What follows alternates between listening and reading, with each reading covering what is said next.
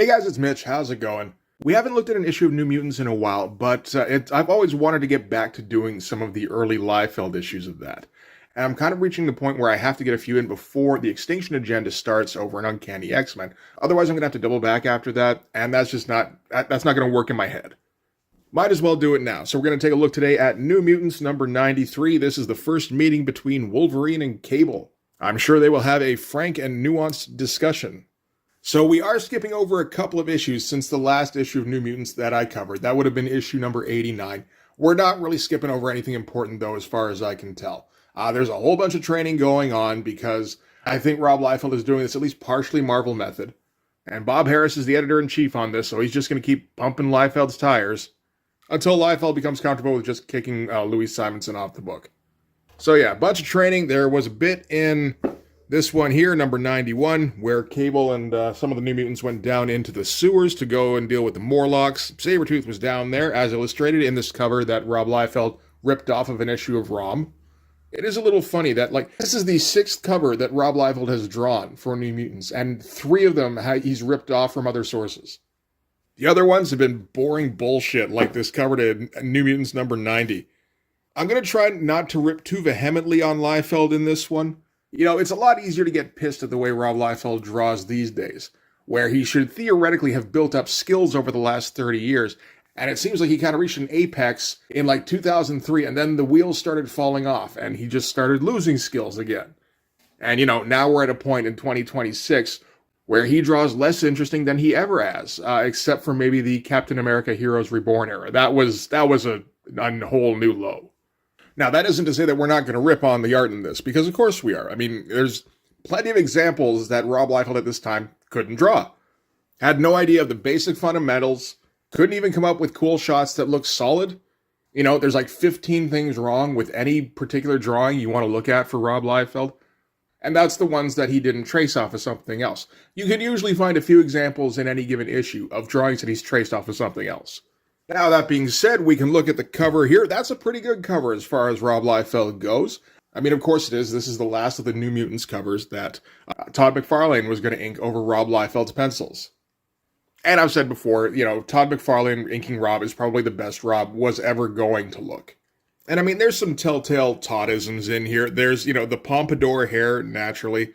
There's all the arm hair going on over Wolverine here.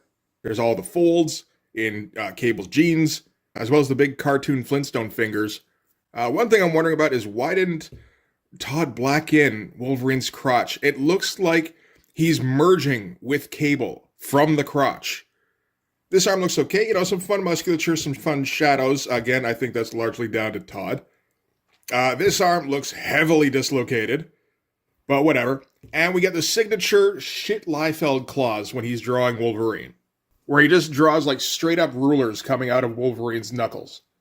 I've never thought twice about Rob Liefeld as a Wolverine artist. He's not particularly good. I would probably put him bottom third. Which, I shouldn't have been surprised to learn was not where Liefeld puts himself. So you might be thinking, so where does he put himself? Top half, top third, maybe? No, try top 5. Rob Liefeld thinks he is one of the best Wolverine artists of all time. This is a list that includes John Byrne, Paul Smith, Dave Cockrum, if that's to your taste, John Romita Jr., Mark Silvestri, Jim Lee, Whilce Portacio, Jay Lee. Jay Lee's drawn Wolverine, Rick Leonardi, not to mention, John Buscema, Bill Sienkiewicz, hell, Todd McFarlane, Eric Larson. The list goes on and on of people you could name who can draw better Wolverine than Rob Liefeld. I would put Andy Kubert above Rob Liefeld in terms of how well he draws a Wolverine. I think Liefeld's about on the level of a Derek Robertson. But from a conversation I had on my Patreon with one of my guys there, he's a member of several Liefeld pages, and he saw a discussion that was going on about Rob's history of drawing Wolverine. And the name Jim Lee came up in comparison. Rob Liefeld believes that Jim Lee, at best, is on par with Liefeld. If he's not at his absolute best, he believes Jim Lee is far below him. So when I say things like Rob Liefeld doesn't understand what quality is, he doesn't know how to draw, that much is a given. But he can't tell what is good art versus what is bad art. This is what I'm using as evidence. He does believe this, I think. The shit-looking comics that he put out under Extreme Studios and Maximum and Awesome start to clarify a little bit. Why were you overpaying all these kind of, like mediocre artists to put out mediocre work? And the reason is that Rob Liefeld doesn't understand that they're mediocre. He thinks they're good. If I had to guess a reason why on that, I'd say it came down to sales. I mean, Rob Liefeld came up as an acolyte of Todd McFarlane. Todd McFarlane was all about, you got to do everything you can to make as much money as you can. And it seems to have instilled like an ironclad in Rob Liefeld that the only way to measure success is monetary return. There is no such thing as artistic success, or artistic growth for that matter, or at least it doesn't matter. It doesn't have anything to do with how you measure whether or not you're a successful comic artist. It's all about how much money you've made. And Rob Liefeld has shown an ability to make money on shit-looking books just because of a tenuous attachment to his name. So to Rob, this means he must be like one of the best artists of all time. He only has to be like in the vicinity of a comic to increase its financial potential. So anyway, that was kind of a lot more tangents than I was expecting to get into that quickly. I mean, I was thinking I was probably going to hit at least some of those points. I didn't think I'd hit all of them that early. So yeah, to sum up, this is probably one of the best covers that Rob Liefeld has put out up to this point. There are all sorts of problems with it. It's not great looking, but at the same time, I can see why this would be exciting for a 12-year-old. It's fine. Absolutely. Okay, so we're going to start things off with, I suppose, Cable as like a chubby little baby. Something going on here where his jowls are just kind of sinking into his neck. But he's opening fire on somebody. So the deal here is that the New Mutants are in Madripoor. Not sure exactly why. That all took place in issue number 92, which is this one here with that terrible cover, which is an issue that was drawn by Bob Hall. If there's one thing worse than a comic drawn by Rob Liefeld in 1990, it's a comic not drawn by Rob Liefeld, right? I don't even know what that means. So I don't know what's going on here. I'm not particularly interested in finding out. Yeah, New Mutants are in Madripoor, Cable shooting stuff. That's all you really need to know. Like I said, Rob Liefeld, I think, has a hand in the plotting on this issue, so it's not like it's going to get fucking complicated. Credits on this one. Louise Simonson's going to be the writer still. Not for too much longer, but a couple more issues at least. Rob Liefeld is penciler. Hilary Barta is inker. Joe Rosen is letterer. Brad Venkata colorist. There's Bob Harris. Just poisoning Marvel from the X-Office out. So as far as the actual splash here I don't know. It's kind of a mess, really. We've got what I assume are Cable's abs here, which are somewhere around where, like, his left pec should be. Maybe even his shoulder, like, getting into that neighborhood. We got this tiny hand attached to this gigantic arm, which is, like, frantically clawing at wherever the grip is supposed to be on this gun. Maybe that's the problem, is that there is no grip on this gun. And he's just, like, you got to wave your hand in the general area of where a trigger would be in order to fire it. You know why? Future guns, that's why. I don't know. It's whatever. This is not a great looking splash. I gotta say, this is not one of the best looking issues that Rob has put out around this time. I feel like 94 and 95 might get a little bit more interesting. I'm hoping anyway, because I know like at least some of those Extinction Agenda books look pretty god-awful. Alright, so yeah, New Mutants are battling somebody down at the docks. We don't really know who. New Mutants don't know who. We don't know, so it doesn't really matter. You don't need reasons for your characters to fight people, you just need the fights to happen. This is kind of a mess. It's a bit of a fun mess in terms of all the bodies flying every which way. The dock they're standing on seems to go on for fucking ever, really.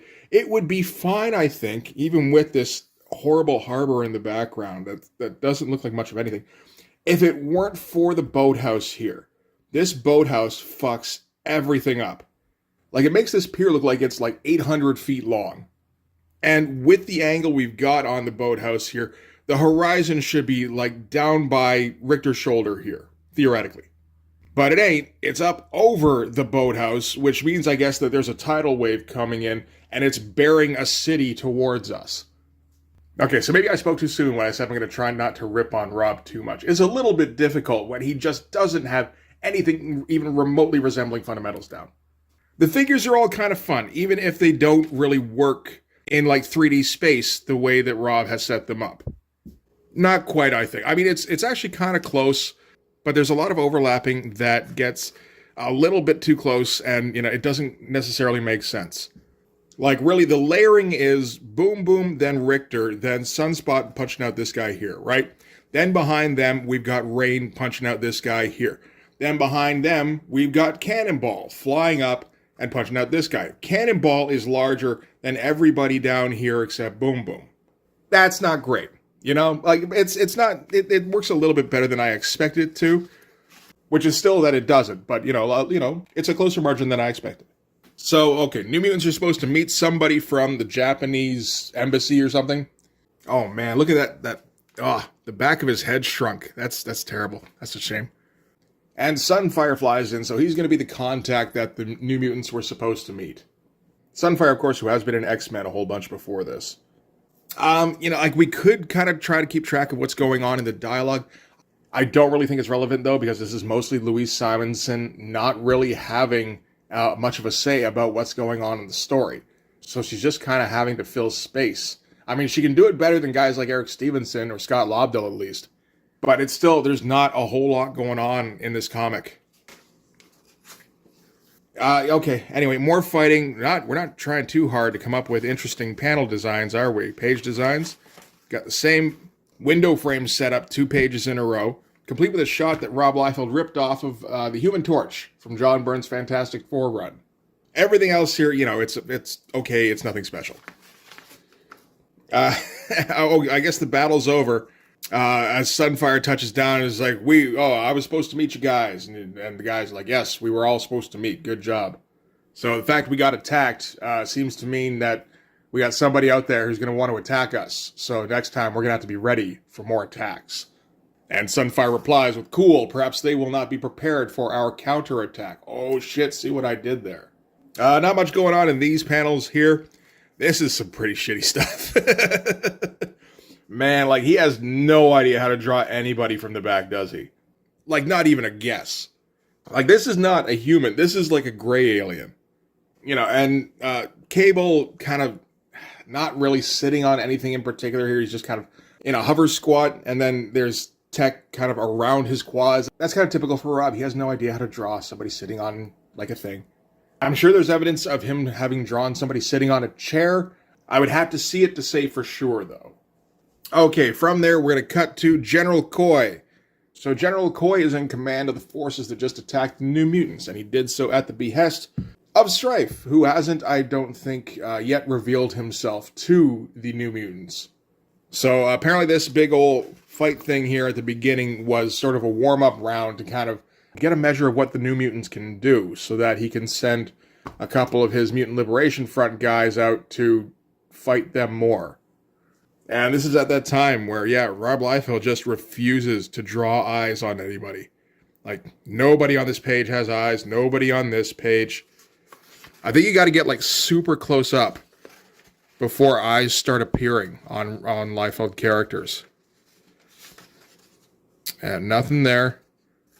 Nope, they're all squinting so hard. That's the only eye I think we've seen so far. Do those count? I don't know. I don't think so. That would ruin my theory. Okay, so New Mutants and Sunfire are going to go to a place with very little to define it. Maybe like a little bit of a checkerboard pattern in the background. That's all we have to go on. So apparently Sunfire is investigating a new drug has hit the streets, which is called Sleet. Which apparently, once it hooks you, then it turns you into killer. You're killing everybody around you, you kill yourself. And I don't know how that helps anybody selling Sleet, but generally speaking, I don't think you want a one-and-done customer base. You want a returning clientele. Unless money isn't the primary motivation of the purveyors of this narcotic. We do get a shot of Boom Boom and Rain and Cannonball all reacting horrified to essentially nothing. Again, cementing that I believe Rob Liefeld is coming up with most of the page layouts on his own without much input from Louise Simonson. And there's suspicion that the Mutant Liberation Front has something to do with this. These pages, there's not a whole lot going on. Not stuff that Rob Liefeld really wanted to draw, I think, but he understands that you need to have talking pages in between the action pages sometimes. I don't think he understands why, but that is something that he's aware of. Okay, so from here, we got the New Mutants and Sunfire move quickly Using the Cerebro units to trace the Mutant Liberation Front to treasure... To what? Using the Cerebro units to trace the Mutant Liberation Front to their lair, and as darkness falls. Okay, so they're infiltrating the MLF's headquarters, I suppose. Or where they're at these days, anyway. We've got our gigantic figure of Cable with his gigantic gun and his, 6-foot wide shoulders. And you look at where his waist is, it's about here, right? This is his torso. And this is his leg. A third of him is made out of shin. But this is the shot that the 11-year-olds want. This is the, show pretty much the whole character, show off all of his accessories. They're all hanging off of him. He's got ridiculous proportions going on. He's holding his gun at the ready, this friggin' insane-looking Saw Viper gun. This is what the kids want, because this is what the kids would draw if they had a little bit more drawing ability.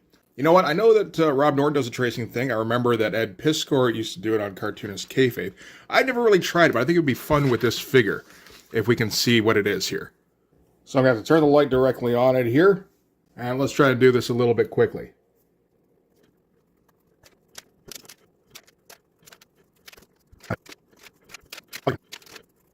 I mean, that's kind of it there. Do we have any part of that arm? No, not really, eh? And that's the waist right up here. So I guess we can imagine that the arms are the pecs and all that are around here. Yeah.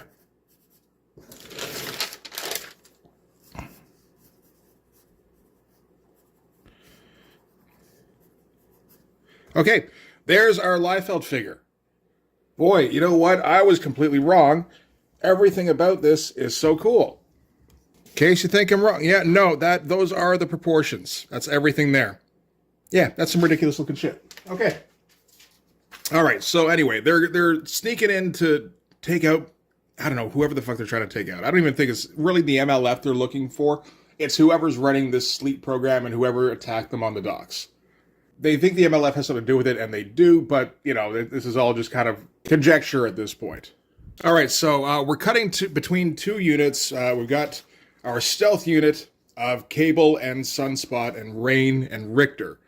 And we've got our aerial unit of Cannonball, Boom Boom, Warlock, and Sunfire.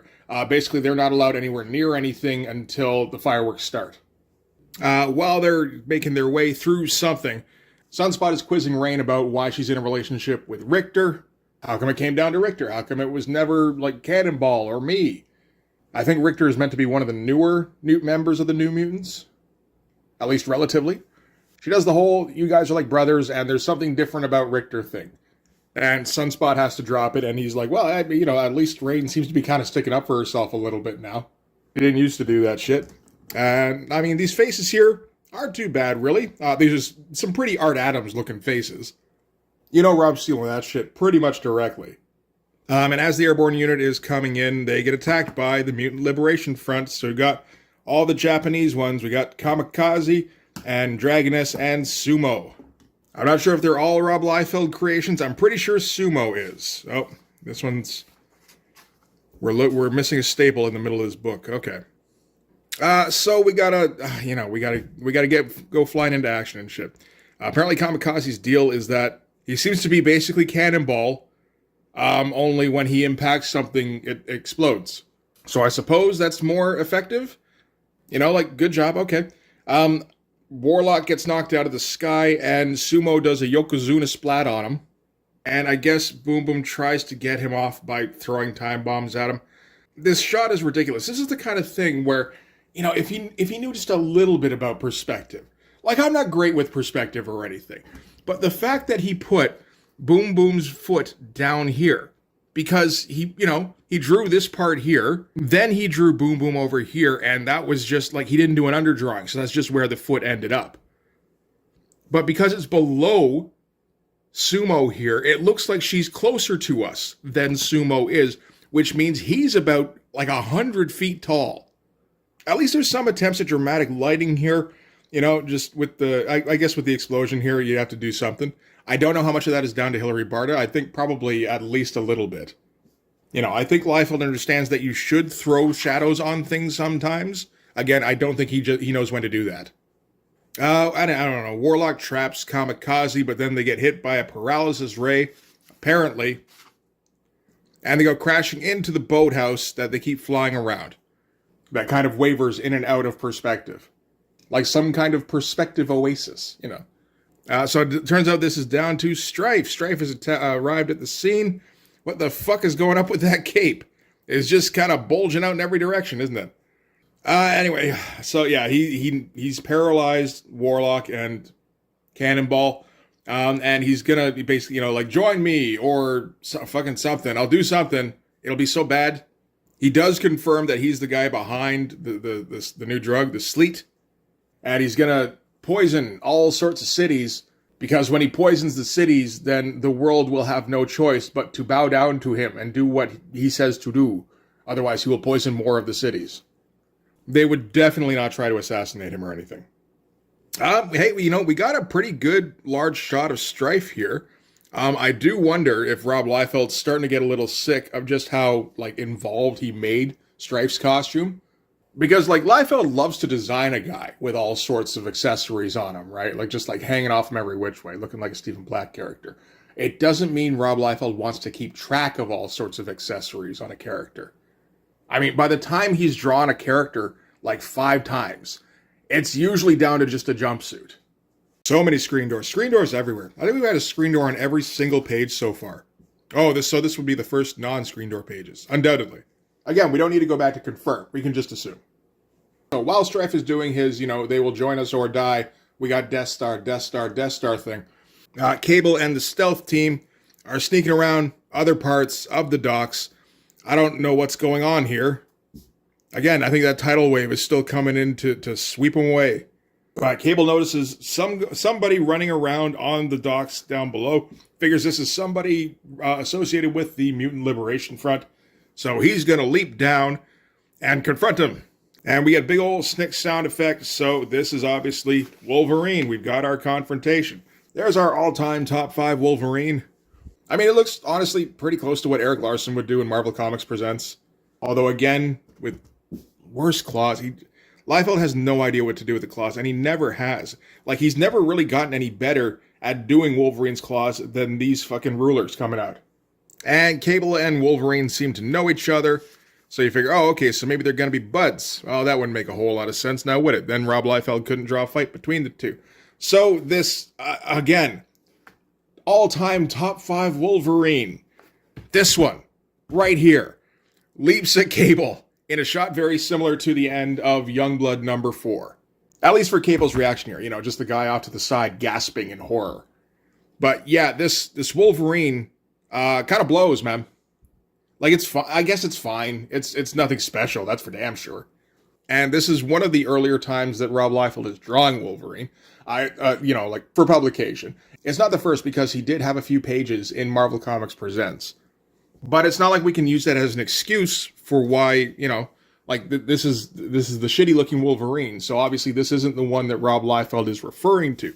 Rob Liefeld doesn't get any better at drawing Wolverine over the years. I've seen his version in Major X and in Onslaught Reborn, and they look pretty much the same as the kind of mediocre version in this comic here.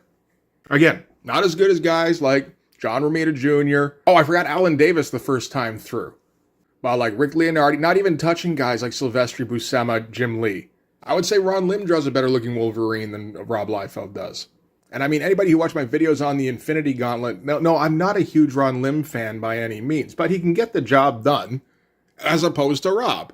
You know, again, I don't hate the effort that was put forth in this at all. I think there was a decent amount of effort on the page, because this is a Liefeld that's about 22, 23 years old. He's been at Marvel for, like, maybe just over a year at this point, and he's super stoked about, you know, finally getting his own book.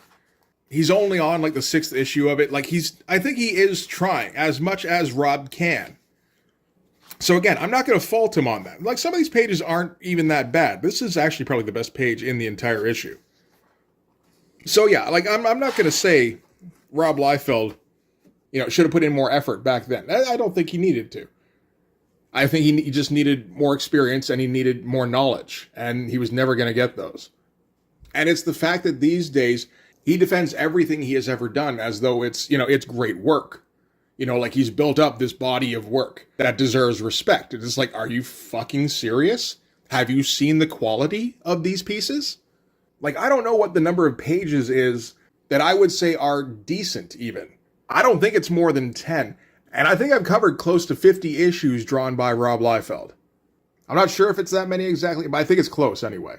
That's one of the big things that really bothers me about Liefeld. It's not the fact that he's not very good. There's all sorts of artists that aren't very good. It's okay to not be very good. It's the fact that he refuses to admit that he's not very good. Like, even like a little bit. Like, not even like an indication that, I've never been the best artist, but people seem to like it. They get happy to see my stuff, so I'm just going to keep making it like this, and we're all just going to have a good time. I would be totally on board with that shit. I would never say another bad thing about Rob Liefeld. Like, we'd laugh about his comics every once in a while, but it would be a much more good-natured kind of laughing, I think. But just the fact that he thinks everything he draws is good, including this extremely bent-out-of-shape action figure version of Wolverine, where all the limbs got twisted up past the point where the sockets would generally hold them, and the elastic's getting tangled in the midsection. That's the Wolverine we get from Rob Liefeld. And we're going to get a lot more of it in the next issue, I think, as he battles with Cable. So we have that to look forward to in a few months. I know I'm looking forward to it. But for this one anyway, that is going to do it. So thanks very much for watching, guys. If you like this video, hit the like button. Helps with the algorithm stuff. Hit subscribe. Apparently there's a new thing called Hype. I didn't even hear about this. It looks like it's been going on for a little while. But if you hit that, you might help me get seen more on some kind of leaderboard somewhere. So, again, if you dug the video, that'd be cool. It is only on mobile, though. So, if you're watching this on a computer, apparently it's not on there. You can also check the description for my link tree, which would lead you to my Patreon. And if you subscribe there, that'll give you access to everything I do. So all sorts of videos, all sorts of Blood Force comics. You can also follow me on Instagram and DM me there for commissions. But yeah, that's going to do it. Thanks again for watching, guys. I'll see you in the next one. Bye-bye.